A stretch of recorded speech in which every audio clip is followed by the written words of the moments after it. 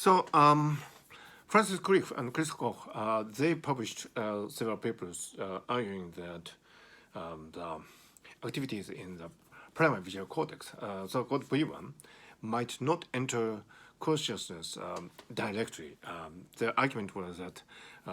the connection to the frontal area, the prefrontal areas, is more important in determining consciousness, and the activities in the primary visual cortex does not actually constitute essential element of consciousness. So they argue that V1, the primary visual cortex, is not a neural correlate of consciousness. From my own point of view, I have this view that the mutual relationship between the neurons is actually very important, and I am proposing this idea that the so-called Mach's principle in perception, which is the idea that in order to give rise to a query or collection of query, you really need to have some mutual relationship between the neural activities, which only gives rise to consciousness. Because suppose there are some neural activities in the higher visual areas, and there was this stimulus selectivity or response selectivity between a certain aspect of stimuli and neural activities, and there's this mapping correspondence between stimuli and neural activities, and you can analyze that statistically. But that is only an abstract, concept based on the idea of ensembles, and ensembles is about a collection of events which is spread over space and time, and it does not have a direct relationship with what is going on here and now. Now, what is going on here and now in the brain can be only described in terms of the mutual relationships between neural firings in the brain at that spacious moment, which has a certain temporal duration in terms of physical time, which can be probably described by experiments by Benjamin Libet and so on. But anyway, in order to describe the mutual relationships between neural activities at a certain spacious moment, you really need the whole history of a cluster of activities of the neurons, starting from, but not only limited to, the primary visual cortex up to the color center, for example, the V4 area,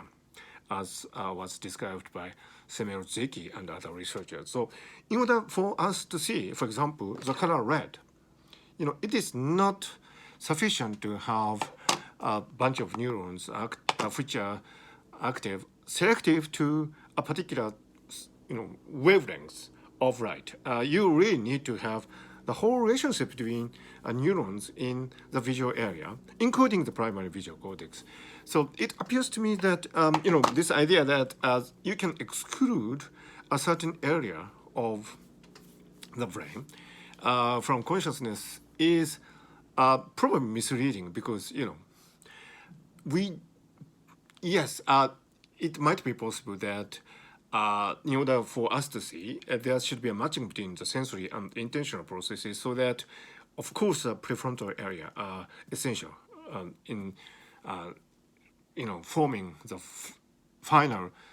form of consciousness. After all, a seat of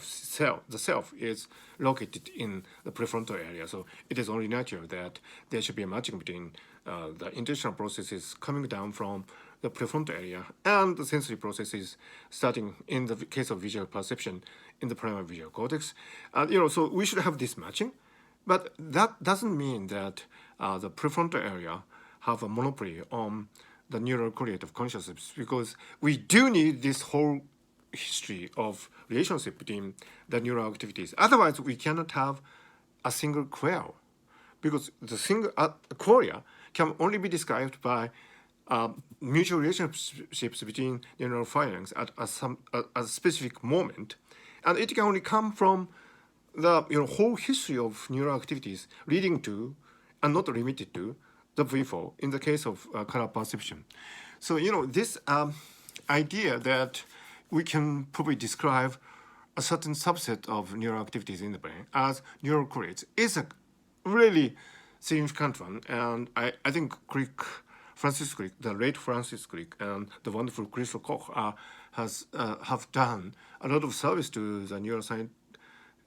scientific community in terms of consciousness studies. But having said that, I think we should really go beyond the statistical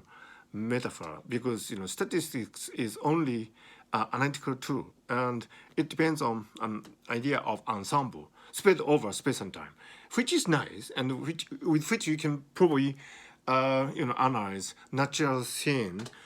perception and based on Bayesian inference and so on. But unfortunately, that does not directly describe how consciousness arises from neural activities in the brain at a certain specious moment. For that, you really need a whole history of neural activities, which can be described by Mach's principle, which, by the way, gave inspiration to Albert Einstein in formulating his theory of relativity. I'm not saying that consciousness can be described by theory of relativity, but I do believe that there's this idea that individuals in the phenomenological dimension, specifically qualia, or in plural, qualia, is actually a result of the sometimes compression from these mutual relationships into a point in the phenomenological space, in a way similar to the idea of twister by Roger Penrose. So this is probably far-fetched and at this time too speculative, but I do believe that that would be a correct direction to take if you want to tackle the problem of consciousness in any serious manner. And it's really wonderful that it's happening here now, just as I speak. This consciousness thing, although you don't know at this moment exactly how.